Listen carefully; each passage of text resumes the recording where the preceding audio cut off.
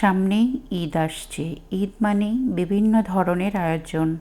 এই আয়োজনটাকে আরও সুন্দর করে তোলার জন্য আমরা ট্রাই করি একটু নতুন কিছু তৈরি করার। আজকে রেগুলার জর্দার থেকে একটু ভিন্ন স্বাদের ভিন্ন রকমের জর্দার রেসিপি আপনাদের সাথে শেয়ার করব। আজকে দেখাবো মোর্তাজান জর্দা। এটা খুব টেস্টি আর খুবই কম সময়ে অনেক মজা করে বাসায় এটা বানানো যায়। এই জর্দাটা তৈরি করতে খুবই সামান্য উপকরণ লাগে, কিন্তু দেখতে যতটা সুন্দর খেতে কিন্তু অনেক মজা। এখানে আমি জুস করে নিচ্ছি। আপনাদের ঘরে যদি কমলা লেবু থাকে বা মালটা থাকে আপনারা এইভাবে জুস করে নেবেন। সামান্য একটু জুস হলেই চলবে। আর এখানে আমি চাল ধুয়ে কিছুক্ষণ ভিজিয়ে রেখে ওটা আমি 70% সিদ্ধ করে নিয়েছি। আমি এখানে নিয়েছি কালিজিরা পোলাও চাল, আপনারা চাইলে বাসমতি চাল দিয়েও এটা করতে পারবেন। এখন আমি চালের পানিটা খুব সুন্দর করে ঝরিয়ে নিয়েছি। এখন আমি এখানে ঘি আর তেল দিয়ে দিয়েছি। আমি আজকে খুব সামান্য পরিমাণে করছি। এখানে 1 কাপ চালের আজকে আমি জর্দা রান্না করছি। আপনারা চাইলে আরও বেশিও করতে পারেন, আরও কমও করতে পারেন। আমি এখানে 1 কাপ চাল সুন্দর করে কুক করে নিয়েছি 70%-এর মতো। তারপরে আমি চালটা এভাবে রান্না করে নিচ্ছি। আর তেলে আর ঘিয়ের মধ্যে আমি এখানে আস্ত কিছু গরম মশলা দিয়েছি, এলাচ, দারচিনি, লবঙ্গ, গোলমরিচ দিয়েছি। দিয়ে খুব সুন্দর করে একটু নাড়াচাড়া করে যখন একটা সুন্দর স্মেল এসছে, এর ভিতরে আমি চালটা দিয়ে দিয়েছি, মানে রান্না করা রাইসটা দিয়ে আমি একটু রান্না করে মানে ভাজা ভাজা করে নিয়েছি। তারপরে এটা আমি এখন 1 কাপের মতো আমি এখানে চিনি দিয়েছি। চিনিটা অবশ্যই আপনারা আপনাদের টেস্ট অনুযায়ী দিয়ে নেবেন। তারপরে আমি যে জুসটা করে রেখেছিলাম মালটার, সেই মালটার জুসটা আমি এখানে দিয়ে দিয়েছি। এখন আমি সুন্দর করে নাড়াচাড়া করে একটু দমে বসাবো। দমে বসালে এখান থেকে অনেকগুলো পানি উঠে আসবে, মানে চিনির পানি উঠে আসবে, দেখতে পাচ্ছেন।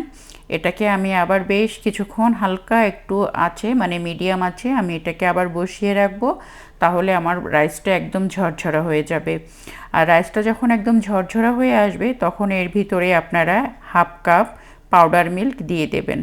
পাউডার মিল্ক দিয়ে একটু নাড়াচাড়া করে নেবেন। তাহলে যতটুকু পানি থাকবে মানে জুস থাকবে চিনির পানিটা, সেটা কিন্তু অলরেডি শুকিয়ে যাবে।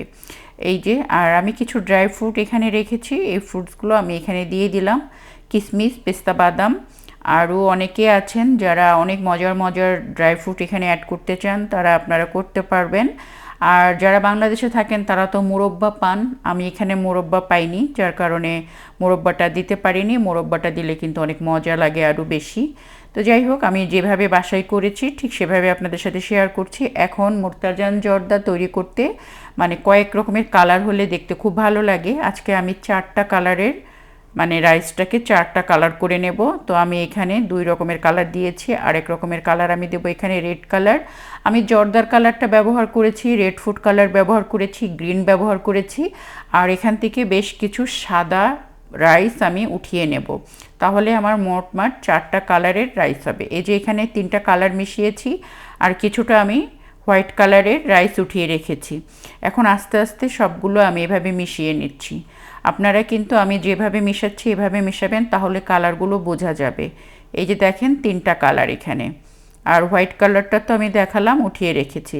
এইভাবে আপনারা সুন্দর করে একটা ডিশে বেড়ে নেবেন। দেখেন কতটা সুন্দর লাগছে কালারফুল জর্দা। আমরা নর্মালি তো অরেঞ্জ কালারের জর্দা সবসময় খেয়ে থাকি, এটা তার থেকে একটু অন্যরকম।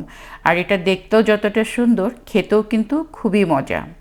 অনেকে হয়তো ভয় পেয়ে যান যে এতগুলো কালার কিভাবে করব। দেখলেন তো কত সহজেই খুব মজার এই জর্দাটা আপনাদের সাথে শেয়ার করলাম। খুব সহজেই খুব ঝটপট এই রেসিপিটা তৈরি করা যায়। আর এটা এখন আমি রেখে দিলাম, সাইডে রেখে দিব।